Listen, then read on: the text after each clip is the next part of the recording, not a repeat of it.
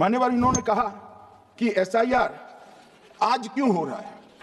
मैं इनको थोड़ा इतिहास बता, और मान्यवर एक नई फैशन हो गई है, इतिहास बताते हैं तो नाराज हो जाते हैं कि आप इतिहास मत बताइए। अरे भला कोई भी प्रक्रिया, कोई भी देश, कोई भी समाज इतिहास को छोड़कर कैसे आगे बढ़ सकता है। इतिहास कोई भी समाज का महत्वपूर्ण अंग है। मान्यवर हमारे लोकतांत्रिक इतिहास की शुरुआत 1952 से हुई, तो सबसे पहला गहन पुनर्निरीक्षण एसआईआर कब हुआ? 1952 में। एसआईआर की क्या जरूरत है वो कहते हैं, इसलिए मैं कहता हूं। तो उस वक्त प्रधानमंत्री कौन थे? जवाहरलाल नेहरू। किस पार्टी से थे? कांग्रेस पार्टी से। दूसरा कब हुआ? 1957 में, फिर जवाहरलाल नेहरू प्रधानमंत्री थे, कांग्रेस पार्टी से थे। तीसरा हुआ 61 में, उसमें भी जवाहरलाल नेहरू प्रधानमंत्री थे और कांग्रेस पार्टी थे।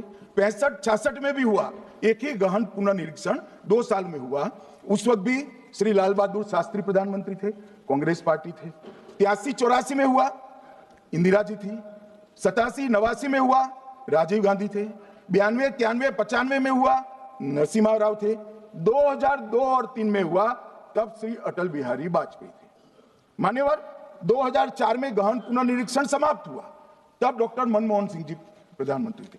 तो 2, 3, 4 का एक गहन पुनर्निरीक्षण हुआ, एसआईआर हुआ, उसमें 2 साल एनडीए के प्रधानमंत्री थे, भाजपा के थे, और 1 साल डॉक्टर मनमोहन सिंह। 2004 के बाद सीधा 2025 में गहन पुनर्निरीक्षण हो रहा है, और इस वक्त हम हैं।